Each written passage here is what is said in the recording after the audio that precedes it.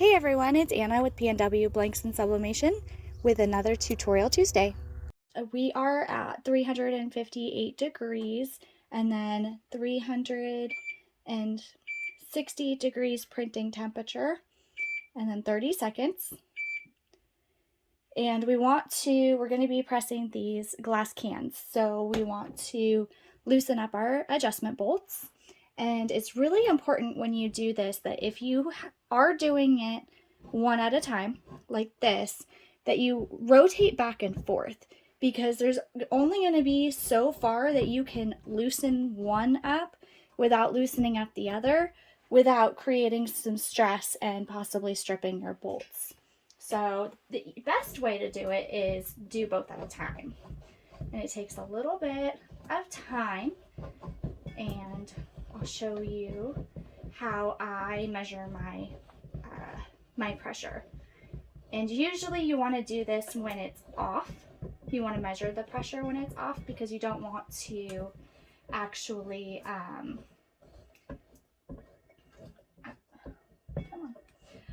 you don't want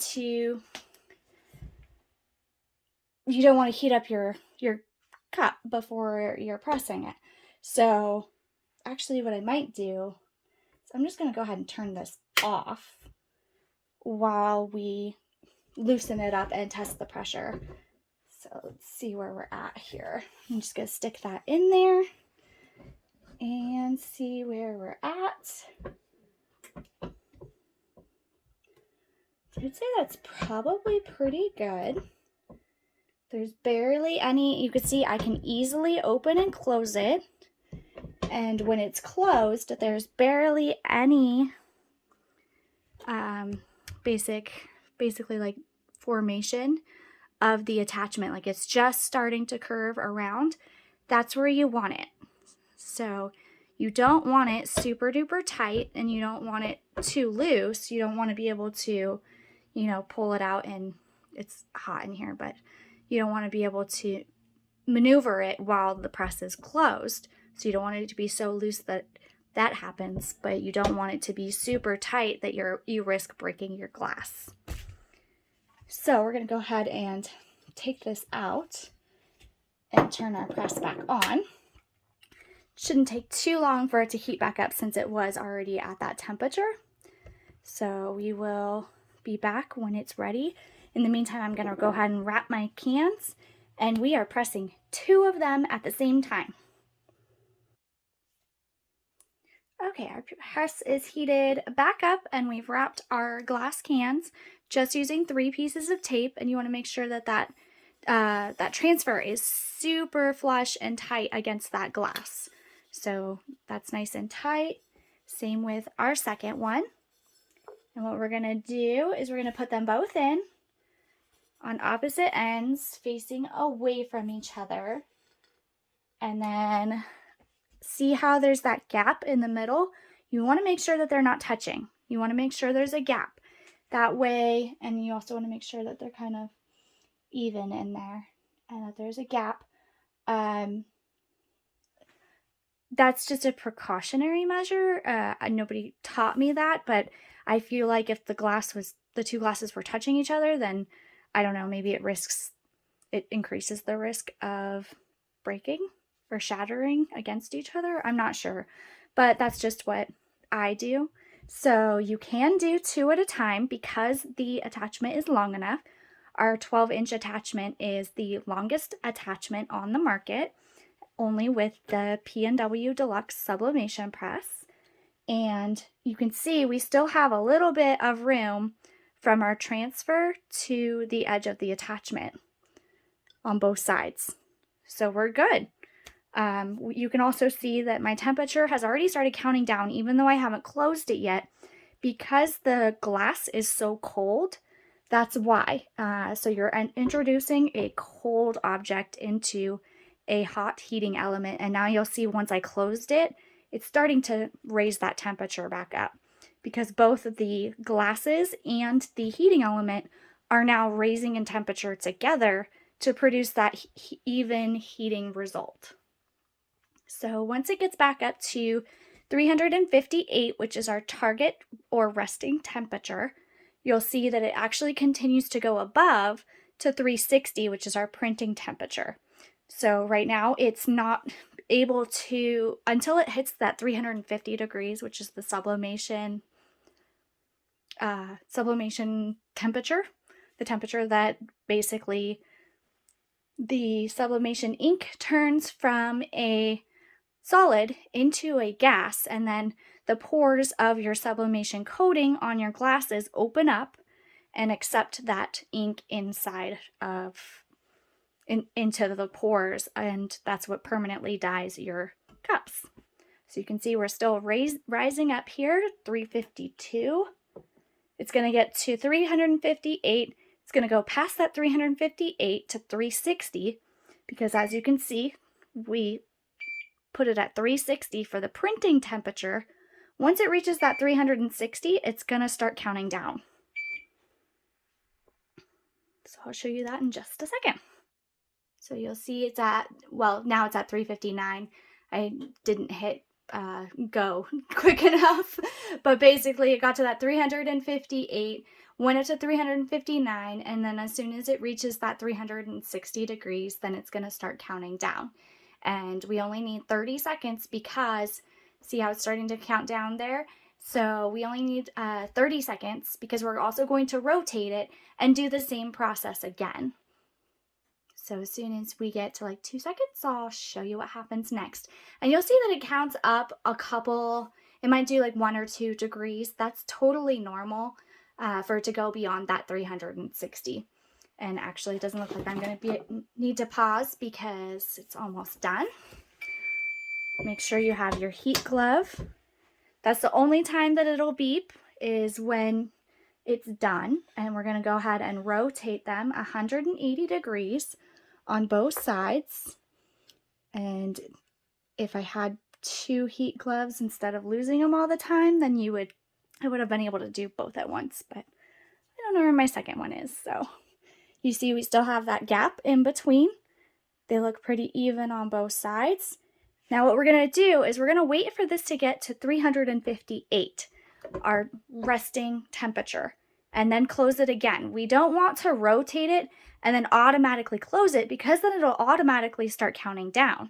The problem with that is if it starts counting down automatically, it's not actually doing the second side, the side that was in that gap at first. It's not cooking it as long. So you want to make sure that you wait till it gets to 358, your target temperature or resting temperature. There's different vocabulary, but they mean the same thing. Then you close it, and then it's going to get back up to the 360 printing temperature and count down from 30 seconds again. So once that's done, we will come back and show you the results. Okay, there's that beep letting us know that it's done again. And we will pull these out and let them just cool for just a second. But I'm going to show you on the inside here. This is what I love about glass. So this right here, you can definitely tell that it's sublimated because you can see the ink through it, and that is hot, so be very careful.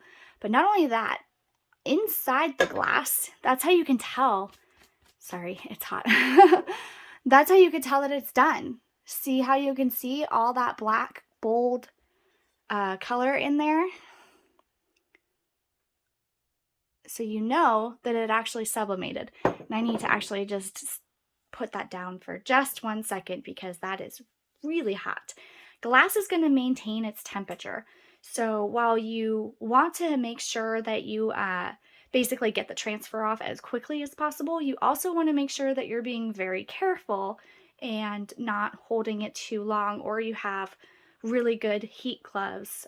Make sure you have the proper protective equipment when doing this. But same here, you can see on the inside how everything's nice and vibrant, and you can also see on the outside that once you can see the transfer and the design through the paper, then you know that it actually sublimated correctly. So let's go ahead and take a peek at our design here. And that looks great. Look at that. Here we go. And this design is actually from one of our featured designers, Emme Print Company. I will make sure to link her shop in the description below. And it's actually meant to be a seamless design, but I had it a little bit too long. So you can see it's not exactly seamless there because I didn't actually line it up. I cut the part that's supposed to make it seamless. So it would be seamless normally. And then I added the, just a little bit of thing there. So I added the Stressed, Blessed, and Coffee Obsessed saying to it. The design has this like bleach spot so you can add whatever wording or a name or anything like that. What's also awesome about this design is she has her own alpha that matches these sunflowers that come with it. So definitely check out Emme Print Company on Etsy, and I'll link the design below. But you can see how awesome that is. And also it is glass, so it's not going to be super duper vibrant. Let's see if I can show this here. But once it has something in there, you can see that it gets more bold. So that's just the nature of glass. It's not going to be, frosted glass is a little bit different than clear glass, but even so, the frosted is the same way. So that's that one. Now let's go to the second one here. And this design is by Kyleen Design, also on Etsy and also one of our featured designers. And you can see we actually matched that seam up pretty darn good on that one. And what the great thing about using 3 pieces of tape is you can do that peek that I just did. You can peek at it and see how it looks. And then reveal, unwrap and reveal. Is it still hot? Not too terribly so. Oh, a little bit. Let's do it this way. Ta-da. That's what sleeves are for, right? So this design is by Kyleen Designs, also on Etsy, and I will link her shop below. She's a featured designer of PNW as well. So you can see how it took us barely any time whatsoever to make 2 glass cans using the PNW Deluxe Sublimation press. And this press is the only one that you can do this in because the attachment is long enough. If you had a shorter attachment, you wouldn't be able to do a full wrap. You might be able, possibly, I'm not sure. Let's see. Let me just turn this off. Well, I don't want to stick that back in there. I was going to see it basically how much surface area it takes. But I don't think that you would be able to do this in any other press because it has to be long enough to be able to accommodate both of the glass cans. So just another reason to purchase our PNW Deluxe Sublimation press in stock and ready to ship from the Pacific Northwest of the United States in 4 colors, including our new Pacific Twilight. If you enjoyed this video, please like it, thumbs up, share with your friends, and make sure to join our Facebook group, PNW Blanks and Sublimation, for more tips, tricks, and tutorials.